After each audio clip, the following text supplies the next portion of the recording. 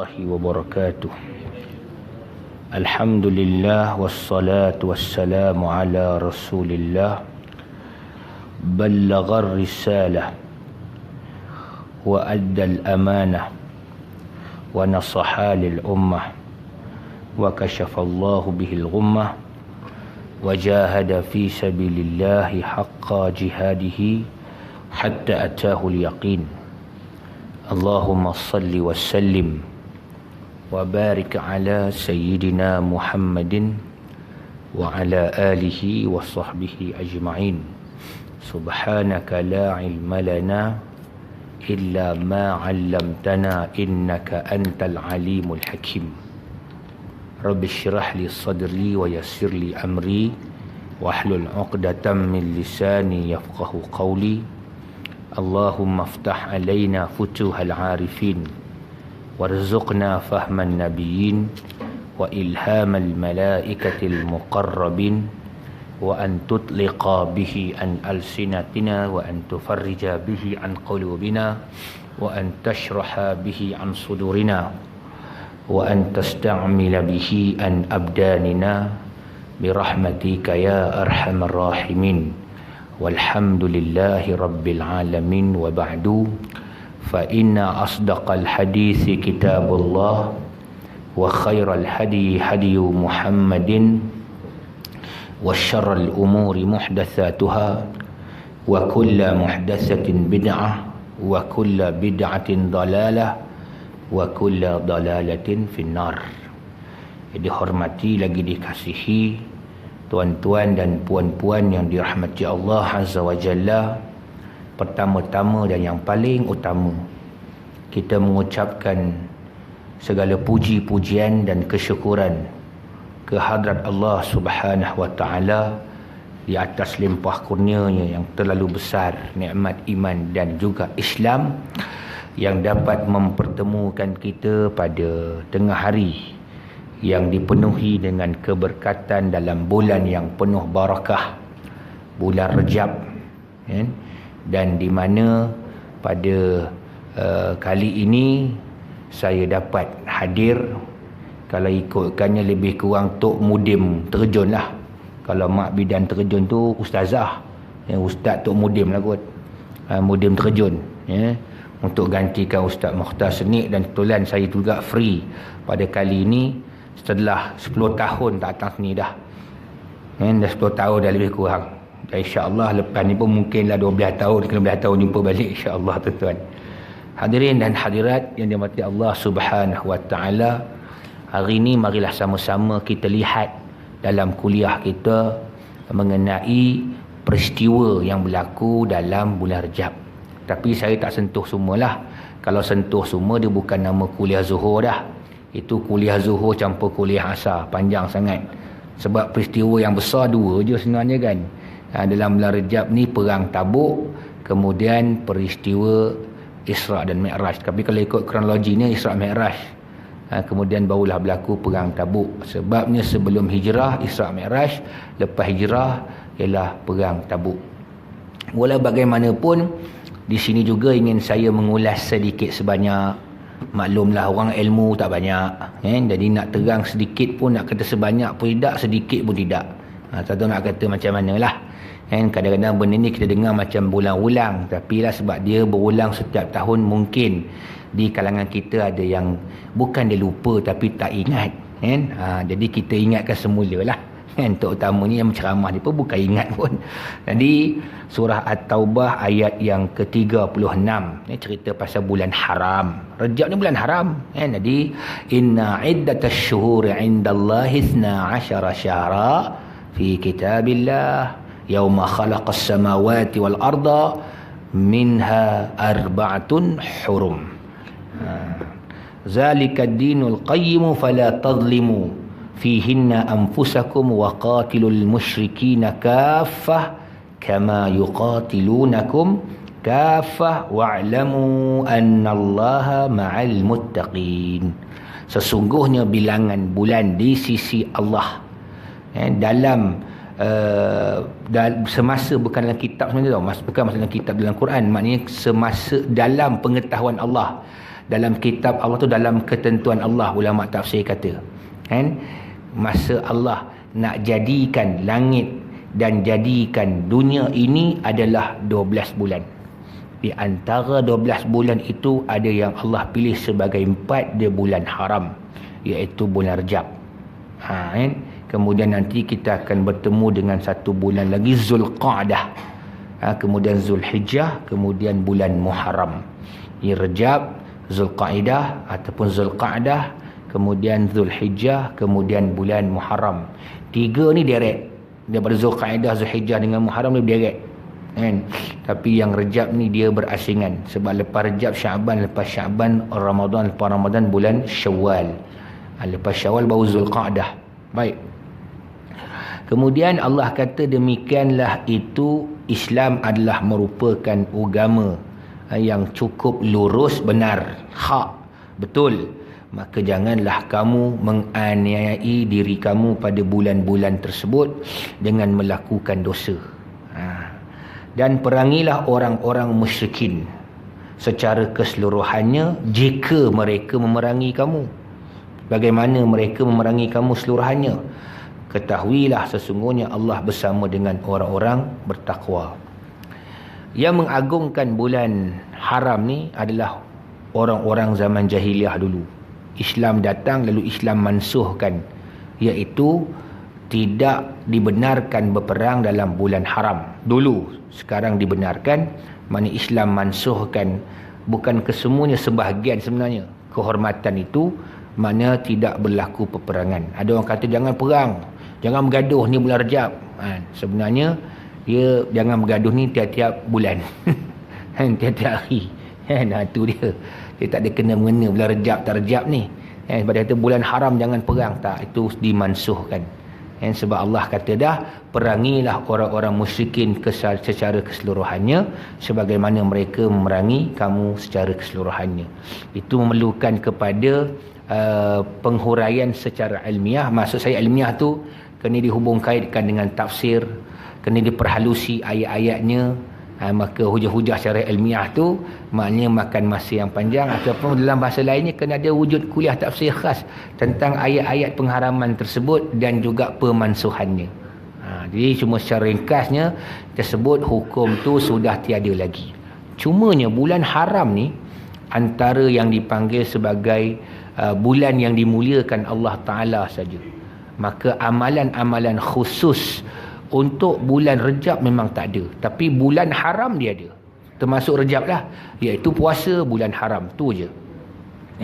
Sebabnya di dalam hadis Nabi dah disebut puasa yang paling Allah sukai selepas Ramadan tu puasa bulan dalam bulan haram, itulah bulan Muharram. Itu bulan Muharram. Dia bulan haram ni pun antara ni sebab Nabi sebut dalam hadis yang lain, sum minal hurum. Nabi kata puasalah, min tu maksudnya sebahagian daripada bulan haram. Pilihlah. Kalau bulan haram tu ada 4, pilihlah. Kata nak ambil bulan Rejab boleh, nak ambil bulan Zulqa'dah boleh, Zulhijjah, asalkan jangan waktu diharamkan puasa. Dalam bulan haram pun ada juga yang diharamkan puasa. Ada ke? Zulhijjah kan bulan haram kan? Ni kalau jatuh hari raya Aidil Adha, mana boleh nak puasa masa tu? Mana? Ni masa 10 Zulhijjah tak boleh, walaupun bulan haram tak boleh. Kalau buat juga haram jadah. 11, 12, 13 dah hari tasyrik, tak boleh juga buat juga kan. Dilarang buat puasa tu, diharamkan walaupun di bulan haram, maka haram jadah siapa yang melakukannya. Itu dia. Jadi kelebihan dia tu saja. Baik, orang selalu cerita kan kelebihan puasa Rejab sekian. Ringkasnya memang tidak ada hadis-hadis yang sahih. Kalau dibawa hujah pun hadis tu pun tidak kuat. Tidak kuat ni dia ada kategori. Pertamanya terlalu tak kuat langsung. Ni dia maudhu' palsu. Ada yang terlalu lemah. Jadi masyarakat kita confuse macam ni tuan-tuan sebenarnya. Dia confuse begini tau. Ni tuan-tuan kena dengar elok-elok ni, betul-betul ni bagi faham. Jangan silap faham ni. Contoh saya buat perbandingan, kata orang Banjar, comparison kan. Jadi solat duha tu dia sabit ataupun dia sahih menurut sunnah Rasulullah SAW. Mana sabit Nabi melakukannya, mana sahlah Nabi telah melakukannya, maka hukumnya sunnah. Tetapi fadail ataupun kelebihan-kelebihan dan keutamaan-keutamaan solat duha itu berdasarkan kepada hadis yang lemah. Soalnya sekarang ni bukan kita pertikaikan solat duha tu. Yang kita pertikaikan hadis mengenai apa? Kelebihan dia je. Macam tu juga bulan Rejab, puasa bulan Rejab. Puasa tu orang tak pertikaikan sebenarnya. Yang pertikaikan dia punya hadis-hadis kelebihannya tu. Itu masyarakat dia confuse. Jadi dia dengar, dia silap faham, dia sebarkan. Ustaz ni dia kata tak ada puasa Rejab. Masyarakat kita dia cepat sikit hukum orang, tu yang bagus tu. Wahabi. Tu dia. Tanya dia Wahabi apa? Entah dia. Itu yang mahal tu. Dia punya nota kaki dia entah. Jadi dia cepat menghukum. Kalau ceramah macam ni, lagi orang tanya nak, Ustaz belajar Mekah ke Madinah? Itu dia modal dia. Dia lain macam sikit Mekah Madinah. Padahal aku mengaji pun dekat Mesir. Lagi kalau mengaji kat Mesir pula, Ustaz ni ada pengaruh pemahaman Wahabi. Masyarakat kita dia cepat hukum, cepat hukum. Dia tak tahu. Saya pun tak salahkan masyarakat awam, sebab salahnya ustaz juga. Sebab dia mengajar masyarakat menghukum orang lain. Ini Wahabi, ini Wahabi, ini Syiah, ini. Baik terus kafir je. Ni kafir kan senang. Susah sangat. Dia kata sesat tapi tak kafir. Kata dia, sesat tapi tak kafir. Kan? Maksudnya sesat tu ahli bid'ah lah maknanya kan. Kafir tu dah cerita lain lah. Jangan kita semudah-mudah menghukum. Jadi kadang-kadang kita masyarakat dia kurang faham apa sebenar mesej yang disampaikannya. Puasa dalam Rejab tidak ada masalah. Puasa lah. Puasa bulan haram. Besar pahala dia. Bila orang tanya besar pahala, macam mana besar tak? Wallahu ta'ala alam. Besar je, bulan haram tu je. Hadisnya tak boleh reka-reka. Kalau reka hadis, saya boleh reka hadis. Kan? Man sama yauman fi rajabin. Dakhalal jannata min thamaniyati abwabin. Ma yasha. Boleh? Hadis palsu riwayat Azhar bin Muhammad. Siapa puasa satu hari cukup lah dalam Rejab, masuklah daripada 8 pintu syurga mana dia mahu. Boleh? Nak masuk mana pun tak ada masalah. Kan? Hadis palsu. Inna fil jannati nahran. Sesungguhnya dalam syurga itu ada satu sungai dinamakan Sungai Rejab. Yusamma Rajabun. Man sama yauman fihi dakhalal jannah. Siapa yang puasa satu hari dalam Rejab masuk dari syurga, sebab adanya dia dapat syurga dan bersama dengan sungai tadi tu. Sungai dalam syurga nama Sungai Rejab. Ni jangan buat main. Dulu tuan-tuan kan, dah lama dah dulu, masa saya zaman saya muda-muda dululah. Pergi jadi mutawif, bawa orang pergi umrah bulan Rejab. Orang Rejab. Jadi kalau tuan-tuan biasa pergi kan, perasan tak bila kita pergi ikut package ni, kan ada kadang-kadang kat hotel tu makan kan bersama dengan jemaah lain kan. Perasan Malaysia je kadang ada 2-3 grup, ada 2-3 grup tu akan makan tempat yang makan sama kan. Kadang-kadang ada daripada grup negara luar, perasan tak? Dia pergi partition begini je kadang-kadang. Sana Iran campur dengan Iraq, sini kadang-kadang Malaysia.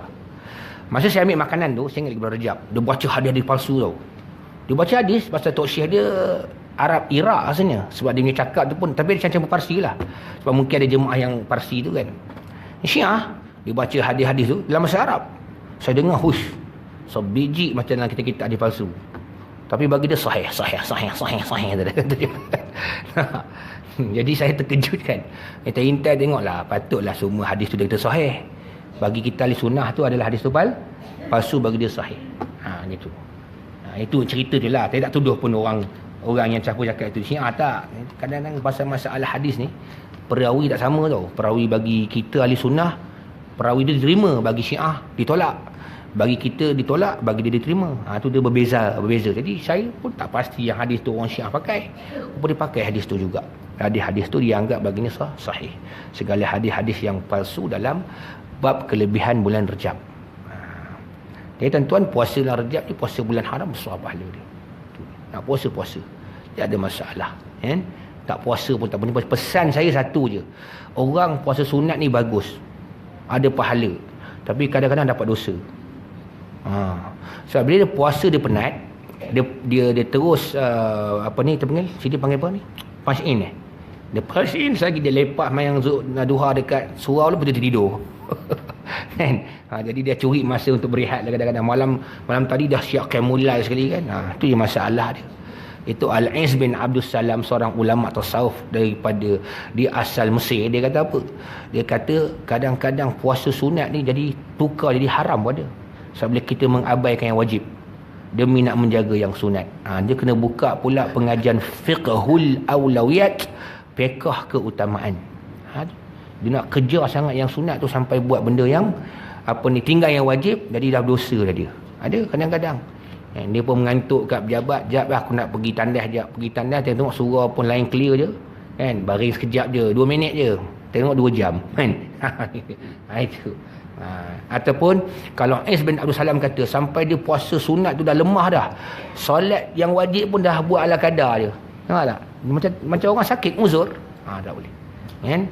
Baik, kisah yang terkenal dalam bulan Rajab ni ialah perang Tabuk. Tabuk ni kat mana tuan-tuan? Kalau kita pergi Madinah tu, dia ada laluan, dia tulis situ signboard Tabuk, ta alif ba wa kaf, Tabuk kan. Dia Tabuk tu dikatakan daripada signboard saja tu sampai nak pergi ke Tabuk tu dia menghala ke arah Jordan dan boleh masuk juga ke Syria. Lebih kurang hampir-hampirnya 1,000 kilometer.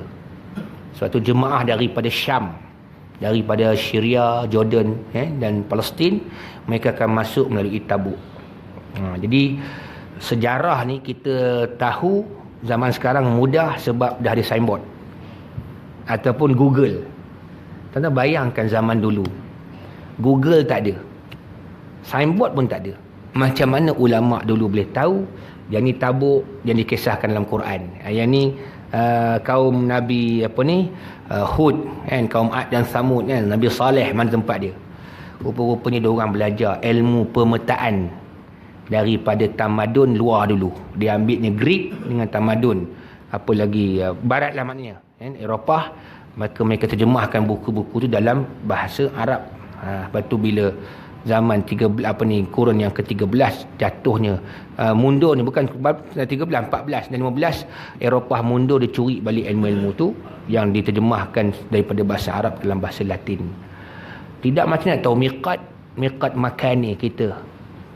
Kalau kita daripada Malaysia, Qarnul Manazil, Nabi kata kan bagi orang kawasan ni Qarnul Manazil ni Yalamlam, ini apa lagi Zuhulaifah, macam-macam lah, Bir Ali semua tu. Ulama kata diketahui melalui peta yang belajar lah, pemetaan tu. Nabi sebut tapi tak tahu kat mana, dia cari buat peta. Nampak? Itu Tabuk sama. Kita tahu. Bayangkan tuan-tuan daripada Madinah Nabi nak pergi ke Tabuk. Jangan bayangkan zaman sekarang. Zaman sekarang ada kenderaan yang canggih. Tapi dulu orang pakai kuda, pakai unta. Panas masa musim tu.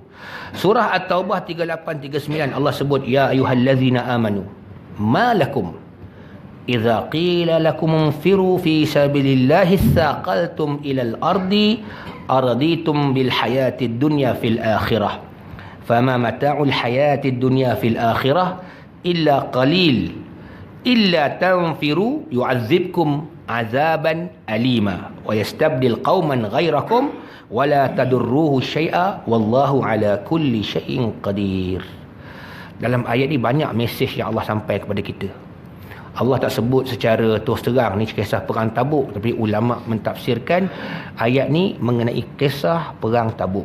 Hai orang-orang beriman, malakum, kenapakah kalian, iza qila lakum, ketika diperintahkan kepada kamu, infiru. Infiru ni satu istilah khas untuk orang yang berangkat pergi berjihad. Yang kita tengok masa kita mengerjakan ibadah haji pun lafaz jihad digunakan. Nafar awal, nafar sani masa melontar tu kan. Orang nak pilih balik awal kan, ada pilih balik kemudian nafar awal, nafar sani. Tu nafar tu maknanya lah bergerak. Kalau dalam istilah ni jihad. Infiru, berangkatlah kalian fi sabilillah, dalam perang di jalan Allah. As-saqaltum, apakah kamu saqaltum, merasakan berat untuk ilal ardi, bergerak ke tempat berjihad itu. Al-ard tu ada bumi, bergerak ke arah tempat nak pergi berjihad. Adakah kamu redha dengan kehidupan dunia dalam mengejar akhirat? Allah beri peluang untuk kejar akhirat, iaitu kejar pahala dan syurga, tiba-tiba kamu lebih redha memilih kesenangan dunia. Sedangkan kata Allah, maka tidak ada kesenangan dunia, kehidupan dunia nak dibandingkan dengan akhirat itu melainkan sedikit sahaja. Beza hidup dunia dengan hidup akhirat ni terlalu jauh perbezaan dia. Dunia ni hidup dia sekejap je. Bukan lama mana pun, akhirat kekal. Satu. Yang keduanya, mana boleh terjamin kita akan hidup lagi lepas ni. Kita katakan umur 50, contohlah, keluarkan duit kedai buat SP. Lambat tu, seronok tu. Ada? Lambat duit. Seronok. Dah fikir dah. Kan? Kereta lama tukar baru. Kan? Rumah lama tukar baru. Orang rumah lama pun tukar baru. Gurau kan. Kita fikir. Tiba-tiba, masa umur kita tu 50 dapat keluar duit tu, satu hari dia merasa pegang duit tu, akhirnya pada besok hari meninggal dunia. Tak jamin hidup kita kat dunia ni. Tapi kat akhirat kekal. Tak ada. Bukan panjang umur, kekal umur. Tapi kita redha mana? Kita suka mana? Yang kita senang mana? Hidup dunia, bukan hidup akhirat. Tak? Ini kata Allah Ta'ala. Allah bagi peringatan kepada kita. Tak ada lah sehebat-hebat doktor sekalipun, kita boleh beli pil walaupun harganya mau 1,5 juta. Satu biji pil makan, boleh elak daripada mati. Ada tak? Kalau ada doktor tu memang jadi jutawan dah. Bukan jutawan dah. Kan? Lebih berjutawan lagi, tak tahu apa lagi lah. Kan?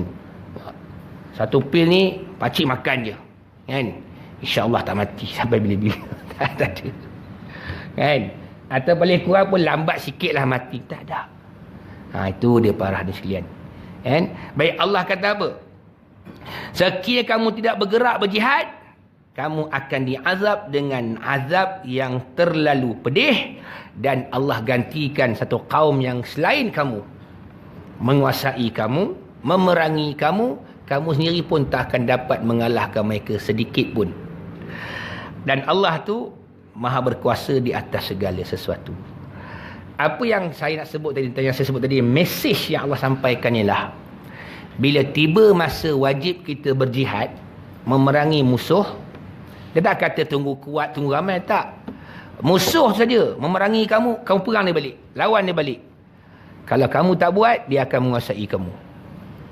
Bila dia menguasai kamu, kamu sendiri tak dapat akan mengalahkannya. Sebab Allah tu maha berkuasa. Dia boleh kalahkan musuh tu, tapi Allah dalam konteks jihad, dia tak suruh manusia serah je. Ini silap kita ni kadang-kadang. Itu sebab Quran dia kena faham, bukan kena baca. Itu nama tadabbur. Lepas baca tu kita fikir. Lepas fikir kita bertindak. Lepas bertindak kita berubah. Tu tadabbur. Tidak terbubur je lah. Dan terkubur. Itu saja. Jadi fikir balik. Allah kata dah. Illa tanfiru yu'azzikum azaban alima. Tak pergi perang tak apa. Tapi kamu akan diazab dengan azab pedih. Itu akhirat cerita tu. Wa yastabdil qauman ghairakum. Kalau tak berlaku pun, kalau sebelum berlaku azab pedih ke akhirat pun, Allah beri ke azab ke dunia. Aku gantikan kaum yang lain. Kamu sendiri tak dapat akan mengalahkannya. Kalau kaum tu bukan musuh kamu, tapi lebih kuat daripada kamu membela Islam, okey jugalah, alhamdulillah. Takut musuh tu pula, kalau kaum lain yang bukan kamu tapi Islam, mempertahankan Islam lebih hebat daripada kamu, okey jugalah. Yang kita bimbang, yang bukan dari kalangan kamu, bukan seagama kamu, mengalahkan kamu. Macam mana nak buat? Sebab itu dalam sejarah, walaupun zaman Salahuddin Al-Ayyubi itu sendiri, bukan Salahuddin Ayyub, Salahuddin Al-Ayyubi. Kan silap pula agak. Salahuddin Al-Ayyubi, dia bukannya orang Arab, dia orang Kurdis. Dalam sejarah orang tengok, orang Arab hebat, sahabat-sahabat Nabi, majoriti Arab. Tapi bila time perang Khandaq saja, yang beri idea untuk gali parit bukan orang Arab, orang Parsi, Salman Al-Farisi. Masa nak menguasai itu zaman Quran turun lagi. Selepas habis zaman dah Nabi wafat, dah lama dah lebih zaman tabi'in, datang pula orang Kurdis, Salahuddin Al-Ayyubi. Jadi ketua tentera yang dapat menawan semula Masjid Al-Aqsa. Alhamdulillah, yastabdil qauman ghairakum. Alhamdulillah. Tapi sekarang siapa lagi? Arab lebih ramai daripada kita lagi, tapi tak boleh harap juga. Tak? Itu yang Allah kata, tak, aku gantikan kaum lain. Tak apa. Tapi kalau kaum lain tu menguasai kita, macam mana? Yang bukan seagama kita. Dahsyat tuan-tuan. Ini yang kita bimbang. Jadi maknanya, Islam ni dia bukan suruh serah kat Tuhan je, doa je, bagi doa ni kalah, tak boleh. Dia kena ada usaha. Dia tak boleh doa-doa gitu je. Kan? Macam ada setengah orang, dia kata kalau Korea Utara nak serang kita, kita pagar je Malaysia ni. Kan? Macam tu, hujah senang je. Ada orang tanya saya baru ni, boleh ke Ustaz yang tu? Saya kata, saya fikir lama tak. Habis perang Khandak, kenapa Nabi gali parit Kenapa Nabi tak pagar je? Pagar Madinah. Bukan nak menghina, tidak. Kadang-kadang biarlah apa yang kita buat ni bertamadun. Islam tu telah menguasai tamadun dunia lebih awal lagi. Jadi para sahabat, Rasulullah dengan para sahabat tu dididik gitu. Ayo jihad, perang, siap dengan topi besi dia, pakai baju besi, pegang pedang, bau jantan. Kalau pagar je, apa guna? Nabi lebih tahu pada sahabat lagi. Usah bimbang, siapa nak serang berapa banyak tak kisah, kita pagar je. Pagar saja. Kan? Doa, Nabi pun doa, tapi Nabi berjihad. Kan? Baik, para hadirin dan hadirat yang dirahmati Allah sekalian, perang Tabuk ni berlaku pada tahun 9 Hijrah. Ya. Lalu di sana ada orang yang pergi berjihad, ada yang tak pergi, ada yang memang Allah ampunkan dosa dia tak pergi, ada yang Allah tak ampunkan, ada memang sifat dia memang tak nak pergi. Inilah kisah yang kita boleh ambil pengajaran dalam bulan Rejab ni, perang Tabuk ni. Laisa 'ala ad-du'afa'i wala 'ala al-marda wala 'ala alladhina la yajiduna ma yunfiquna haraj idza nasahu lillahi wa rasulihi ma 'ala al-muhsinina min sabil wallahu ghafurur rahim. Wala 'ala alladhina idza ma atawka litahmilahum qultu la ajidu ma ahmilukum alayhi tawallaw wa a'yunuhum tafidu min ad-dam'i hazanan alla yajidu ma yunfiqun innamas sabilu 'ala alladhina yasta'dhinunaka wa hum aghniya'u radu bi ayyakunu ma'al khawalifi wa taba'a Allahu 'ala qulubihim fahum la ya'lamun. Tuan-tuan boleh rujuk surah At-Taubah ayat 91 hingga ayat 93. Dalam kisah ni, sebab itulah namanya surah ni surah Taubah, At-Taubah. Sebab ada orang yang bertaubat, tak pergi perang Tabuk, Allah ampunkan dosa mereka. Apa tafsiran ayat ini? Tidaklah berdosa ke atas orang-orang yang lemah. Dia lemah, mungkin sebab tua, mungkin sebab dia tak sakit tapi cacat. Dan Nabi tak benarkan orang-orang yang contohlah kaki tempang pergi berjihad. Ni saya jalan pun tercek-encut ni pun tak boleh. Kalau Nabi hidup kita tak boleh lah, Ustaz Azhar kan. Tengok kaki pun nak lari pun tak kuat kan. Tak. Ingat kisah Amr bin Al-Jumuh kan, anak dia Muaz bin Amru, kawan anak dia pun nama Muaz juga, Muaz bin Jabal. Amr bin Al-Jumuh orang yang tegar menyembah berhala. Ringkas kisah lah, kisah dia panjang sampai berhala tu anak dia ambil, ikat dengan bangkai anjing, masukkan dalam telaga buruk. Dia cari-cari, banyak bersalut dengan najis. Akhirnya dia tanya bapak dia, anak dia nama Muaz, wahai bapak aku, fikirlah, patung yang kau sembah ni pun, ya Allah, tak dapat selamatkan diri dia, diikat dengan anjing, disapu dengan najis, masuk pula dalam telaga buruk. Mujur tak ada Piramli betapa dalam tu. Kalau Piramli dia kena sekali 2 ogaan. Akhirnya dia masuk Islam. Dia fikir dia betul juga. Dia mengubah bapak dia, siapa dia? Anak dia kaum muda. Kaum muda tu yang mengubah bapak dia yang tua tu. Saluran satu ni. Kan? Tapi dia saluran satu pun boleh dia pakai akal, dia fikir betul juga cakap orang muda ni kan. Nampak lah kan? Ni contohlah kan. Jadi dia masuk Islam, pergi perang. Nabi tak benarkan. Sebab kerana dia kaki tempang, pergi juga perang Uhud, meninggal, syahid. Kaki tempang. Jadi Rasulullah kata, ayat Quran kata laisa 'ala du'afa, tidak dikira berdosa ke atas orang yang lemah. Mungkin dia ada lemah sebab kerana fizikal dia, ataupun sebab kerana, ataupun juga kerana miskin dia, lemah segi harta kan, dia tak mampu nak memiliki kenderaan perang dengan senjata perang. Wala 'alal marda, ni kalau sakit. Kalau sakit, wala 'alal ladzina la yajiduna ma yunfiqun, atau tidak ada harta nak diinfakkan. Tapi syarat dia idza nasahu lillah, bila dia ikhlas kerana Allah wa rasulihi, dan kerana mematuhi akan perintah rasulnya. Sebagaimana dosa ke atas orang yang al-muhsinin, yang melakukan kebaikan. Tak sama. Ya. Dan Allah Maha Pengampun lagi Maha Pengasihani. Orang yang muhsin ini ialah dia akan ikhlas berjuang kerana Allah Ta'ala. Dia akan korbankan seluruh apa yang dimiliki, baik harta dan juga tenaga. Dan juga tak berdosa orang yang datang kepada engkau ya Muhammad, supaya engkau ambil dia, bawa ni atas kenderaan kamu, lalu kamu mengatakan, aku tidak ada kenderaan lain nak angkat kamu naik atas kenderaan itu. Maka mereka pun berpaling, patah balik, dan air mata mereka mengalir kerana sedih tidak ada harta yang hendak diinfakkan. Ini ada kisah saya cerita nanti. Ada di kalangan sahabat yang menangis tak dapat nak pergi perang Tabuk. Tetapi yang salah, kata Al-Quran, ialah orang yang meminta izin kepada kamu sedangkan dia kaya. Dia kaya tapi dia tidak mau pergi berperang. Duit ada, tak nak pergi infak, tak nak gunakan untuk infak fisabilillah, bahkan tidak mau pergi perang fisabilillah. Dia tidak mau korbankan nyawa dengan harta dia.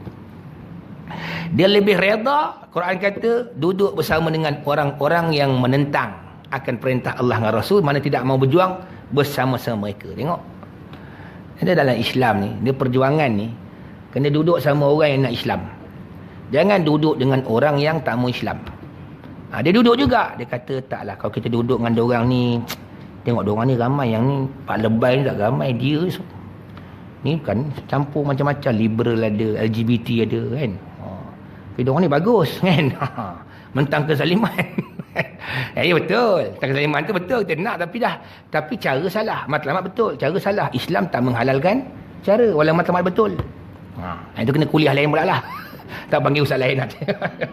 Ni orang kata contoh semasa, tapi jangan terasa kan. Jangan terasa kan. Jadi akhirnya apa? Yang paling penting hujung ayat tu. Kalau kita itu tadabbur, wa taba'allahu ala qulubihim. Taba'a ni macam inilah. Allah seal. Kalau ni boleh buka lagi kan. Kalau dia seal, yang sini seal. Dia seal tu taba'a. Maka Allah telah tutup. Maknanya Allah telah tutup, seal maknanya. Dalam bahasa moden dia seal. Atas hati-hati mereka, maka mereka tidak mengetahui. Orang macam ni memang betul. Zaman sekarang sampai sekarang wujud. Cakaplah macam mana pun, aku takkan berubah. Memang banyak tu. Mujur dalam sejarah tu cerita tadi kan. Amru bin Al-Jumuh nak juga berubah. Tidak tegar dia juga. Kan? Dulu macam tu, kini macam tu, selama macam tu lah apa dia. Itu satu hal lain pula lah kan. Ini dia. Itu puak lain lah. Itu puak yang hidup Melayu, keep it up, aku pun dah naik pedap kan. 7 orang tak dapat pergi berjihad. Ada 7 orang dalam sejarah dia tak boleh pergi. Sebab tak ada wala yajiduna ma yunfiqun. Allah kata mereka tidak ada harta yang nak diinfakkan. 7 orang ni sedih. Dia pun jalan kaki. Dah siap bawa kelengkapan, tapi kelengkapan yang dia bawa yang sekadar yang ada. Nabi kata tak ada kenderaan, tak ada. Kalau naik sekali, ini pun dah ramai Nabi kata atas unta aku kan. Dia sedih. Dia patah balik sedih, menangis. Allahu Akbar. Orang ni Allah kata idza akhlasu lillahi wa rasulih. Kalau betul dia ikhlas kerana Allah dan Rasulnya, maka dia tidak berdosa. Dia bukan mempersenda-senda, bukan mempermain-mainkan. Memang dia tidak ada kemampuan. Daripada sudut fizikal ada, tapi sudut material tak ada. Ini khas untuk masa perang Tabuk. Pasal perang Tabuk ni dia ada sebab-sebab dia kenapa ada yang tak boleh pergi. Nanti saya ceritakan lepas ni. Baik. Waktu perang Tabuk ni waktu panas. Sebabnya kalau kita tengok kalender, Rejab ni memang musim panas. Sebab tu kau tanya lah orang berbalik. Saya tanya dia cakap 30 darjah Celsius. Panas lah kan Rejab. Okey, betul Rejab ni sekarang ni dan musim buah-buah tamar nak mula keluar kan. Kata berputik lah keluar. Kan? Besok nanti Ramadan nak petik, nak makan masa Ramadan nanti, mana sebelum Ramadan tu boleh petik, makanlah. Tu dia. Kan? Tu kadang-kadang kita nak beli kurma ni jaga-jaga juga. Kan? Kadang-kadang kita beli tengah-tengah tahun. Kan? Tengah-tengah tahun ke yang orang kata sebelum Rejab ni memang confirm lah itu masuk peti aisnya. Bagus beli, bagus haji, bagus hajah. Kan? Tapi kalau kita tengok tu betul tahu dah. Tak ada bagus. Sebab masuk peti ais kan. Yang bagus tu kalau beli bulan ni. Dia tunggu yang dia petik-petik tu dia ambil makan kan. Sebab dia musim panas. Tapi yang jadi cabaran besar tu ialah bukan panas je, kurang air. Kurang air dan juga kurang makanan. Waktu tu ramailah orang berlumba-lumba nak menderma ke harta dia. Sebab ada janji Nabi yang akan saya bacakan hadis lepas ni. Janji Nabi SAW bagi orang yang bantu saat-saat tentera Islam begitu susah nak mengumpulkan dana, bahasa baru dana lah, untuk pergi berjihad. Orang lelaki, orang perempuan, dan dikatakan orang perempuan masa tu pun banyak mendermakan barang-barang kemas mereka bagi pada Nabi SAW. Baik. Tapi yang sakit hati ni orang munafik. Orang munafik sakit hati sampai ada yang menghina orang miskin di kalangan orang beriman ni, yang hanya bawa tamar satu genggam tangannya. Nah, ya Rasulullah, dia berkata, kalau dah banyak tu baik tak payah bagi. Kalau bahasa kita lah yang mudah faham kan. Kalau banyak tu baik tak payah bagi. Sebab tu jangan kita memandang rendah atau memandang lekeh terhadap sumbangan yang diberi walaupun sedikit demi untuk agama Allah. Tapi kalau cukai dah bayar banyak sangat, bagi sikit tu lain cerita lah. Orang tikai kan. Ni kisah cukai. Selagi ambil modal aku ni pula pergi gunakan hujah tu. Tadi ustaz pun cakap tadi. Kan? Dia dapat sikit pun tak syukur. Kan? Tu kan cerita tu. Ni cerita cukai lain. Ni cerita infak. Kita infak. Bagi untuk Islam. Kita pun tengok member kita bagi. Alah, kau sakat RM1 baik tak bagi. Alah, tak. Kalau itulah yang dia mampu, itulah yang dia boleh bagi. Kata itulah keikhlasannya, itu sumbangan yang paling besar sisi Allah Ta'ala. Orang munafik tengok, pasal dia hina sakit hati je. Tapi kalau tuan-tuan gurau tak apalah kan. Kadang-kadang kita gurau je kan. Kita tahu kawan kita duit banyak kan. Pakai kereta Mercedes, infak RM1. Kalau depan di Palma Hotel, Ampang kan, kalau dekat Simpang 4 yang ada traffic light tu, budak-budak Rohingya kadang-kadang pakai kopiah, slipper tak pakai. Sian tengok. Songkok hitam pun dah nampak lain macam je kan. Mana ni persidangan tahun bila ni dia ambil, dia pakai kan. Muka tak tinggi yang RM1 tu. Siap, seribu tak pakai. Minta ketuk pintu, cermin kereta minta. Yang bayar kereta Wira je. Kereta masjid tak turun langsung tingkap sebab tak habis bayar lagi. Saya tanya kawan saya tau, kenapa lah kereta-kereta Proton Wira lama yang boleh turun ke tingkap bagi. Mercedes tak nak pun. Yalah Ustaz tengok kereta-kereta ni semua dah habis bayar Ustaz. Ni tunggu masa dia tukun teruan. Yang Mercedes Ustaz tengoklah. Ni Tanta baru 2 tahun ni. Lagi 7 tahun nak habis Ustaz, lama tu. Ya tak, ya juga kan. Ini dia. Baik. Hadirin dan hadirat yang dirahmati Allah sekalian. Abu Bakar ni, Sayyidina Abu Bakar ni, dia boleh beri 4,000 dirham. Banyak kan. Rasulullah tanya, pasal Rasulullah tahu dah harta dia 4,000 dirham. Ma abqaita li ahlika syai'a? Hal abqaita li ahlika syai'a? Adakah engkau tinggalkan sedikit untuk ahli keluargamu? Maka kata Sayyidina Abu Bakar, abqaitullah wa rasulah. Aku tinggalkan Allah dan Rasul, cukuplah. Tinggalkan Allah, Rasul, cukup. Allahu Akbar tuan-tuan. Sayyidina Abu Bakar habis ke harta dia. Sebab tengok masa tu tentera nak pergi perang, musim panas, air tak ada, makanan tak cukup. Sian tu bagi. Itu baru nama solidariti, bagi bantuan. At-tadamun dalam bahasa Arab. Kan? Bahasa Arab kan? At-tadamun. Bantu orang yang susah. Sayyidina Umar dia menginfakkan 1/2 hartanya. Banyak tu. Abdul Rahman bin Auf dia bagi 3,200 tahil emas. Abdul Rahman bin Auf salah seorang korporat zaman dulu. Di 3,200 tahil emas. Ini Abdul Rahman bin Auf. Dia sampai masa berhijrah dengan Nabi sampai ke Madinah, dia tak minta apa pun, hanya minta modal nak niaga je. Dia pandai pusing duit, akhirnya dia jadi orang kaya. Nampak tuan-tuan. Hijrah ni menyebabkan kita akan rasa berusaha. Sebab tu kita tak berhijrah. Kita duduk sini je kan. Tak kisahlah. Kan? Tak kisahlah. Betul kita tak berhijrah? Tak kisahlah. Ada naik sikit je, tak kisahlah. Kan? Lagi apa lagi? Kan? Minyak naik? Tak apa, tak kisahlah. Kan? Gitu. Cukai naik? Tak kisahlah. Kan? Apa tak kisah? So kalau kita berhijrahan, kita rasa susah. Pasal itu bukan negara kita. Kita bercuba cari apa peluang-peluang nak memajukan hidup. Sebab tu orang luar datang tempat kita, dia berniaga okey je. Orang dari India boleh buat ekspor barang daripada luar negara bawa ke sini. Kita tengok India mana, punya India daripada India. Dia cakap sendiri, ni ada kisah benar ni cakap. Dia kata kalau orang Malaysia tak boleh buat cakap. Saya tahu. Sebab apa? Sebab dia berhijrah. Dia berhijrah tuan-tuan. Kadang-kadang hijrahnya dia dua maksud tau. Satu, Hijrah daripada sudut tempat. Kan? Tempat dia hijrah. Daripada negara sana pergi negara sini. Satu lagi hijrah ni hijrah minda. Dia kena tukar minda dia tu. Kan? Jangan duk fikir bergantung pada sesuatu. Sebenarnya, sebab tu dah tauhid cukup dah belajar. Senang. Tawakal kepada Allah. Kau tawakal pada kerajaan tu, syirik tu. Tak ada kerajaan mati kita. Kan? Pergi haji saya kata 3 kali nak main. Umrah 3,000 kali. 3,000 kali umrah. Sekali buat je berapa banyak kali. Pagi pergi, petang pergi, malam pergi lagi. Kan? Di mana haji? Tan'im. Tanya lagi, mana di Tan'im? Pergi lagi. Tan'im. Nampak tak? Tapi balik Malaysia tak ada gomen susah kita. Tu kalau orang Perak lah. Kan? Susah tak ada gomen ni. Baik. Abbas dan Talhah bawa harta yang banyak. Asim bin Adi bawa 100 gantang tamar. Ni makanan pula.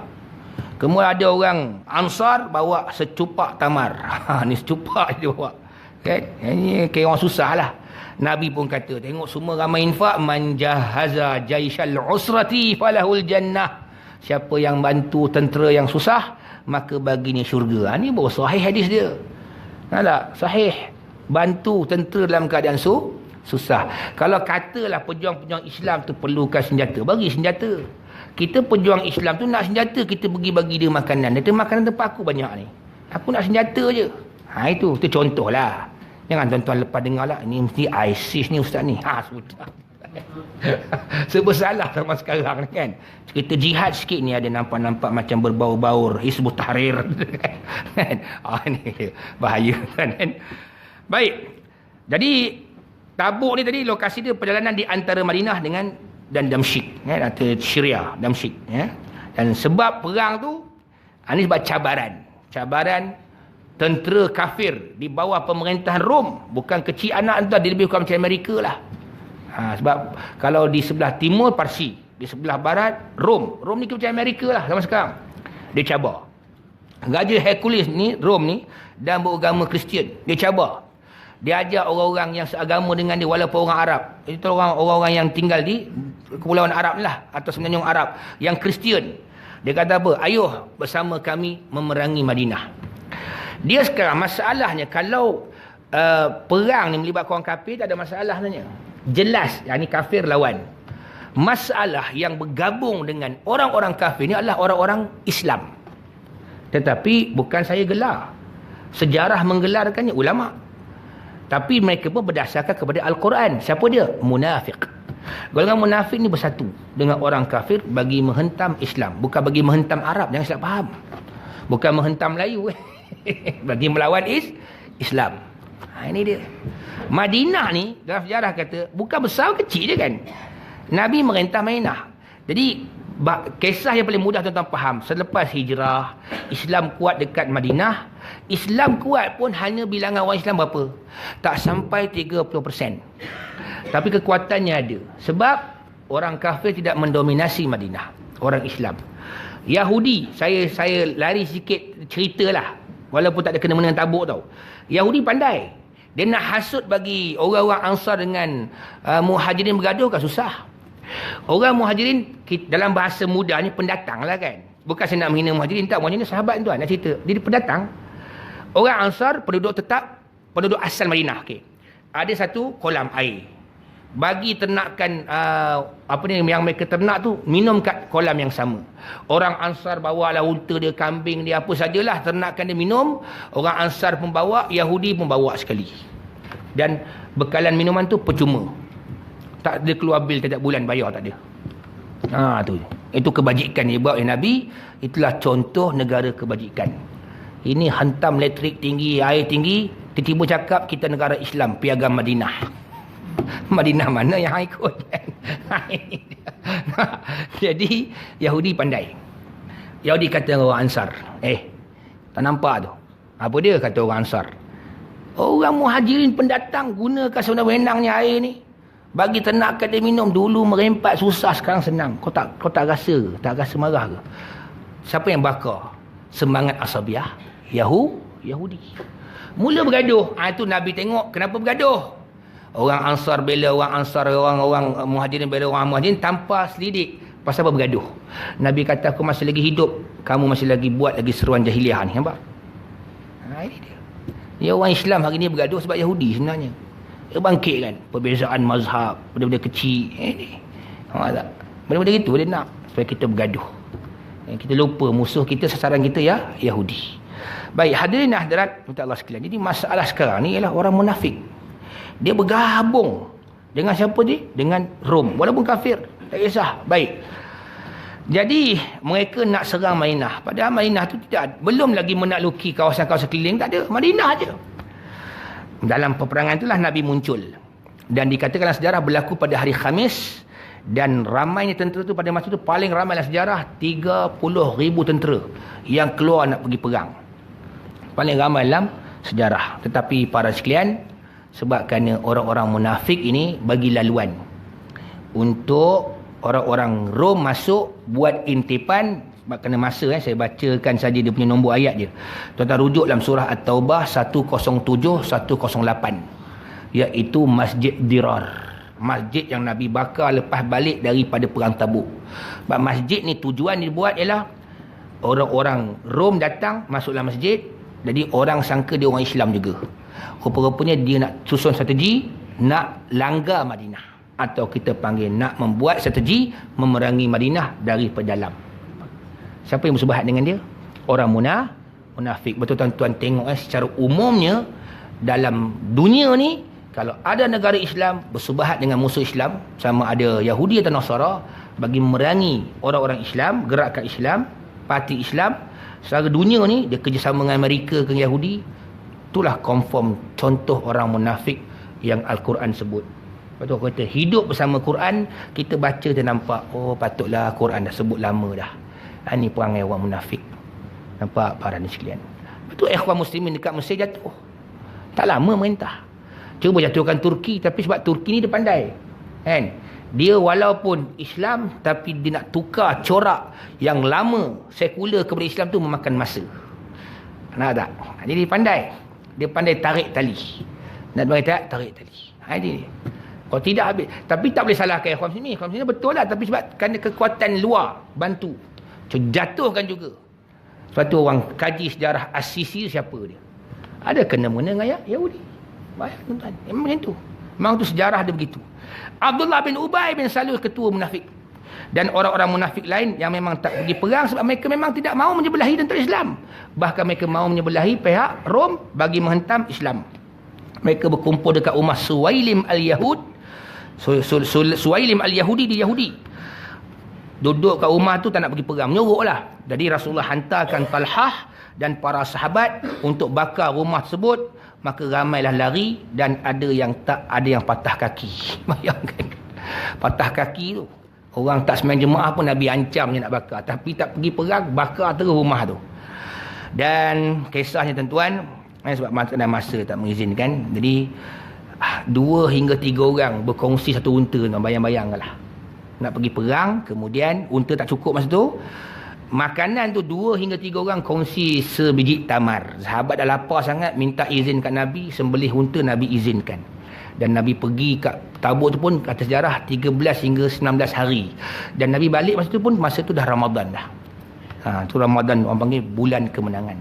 Perang terjadi sebab semua kawasan-kawasan di bawah taklukan Rom semua menyerah kalah dan berdamai dengan Nabi, beri hadiah pada Nabi SAW.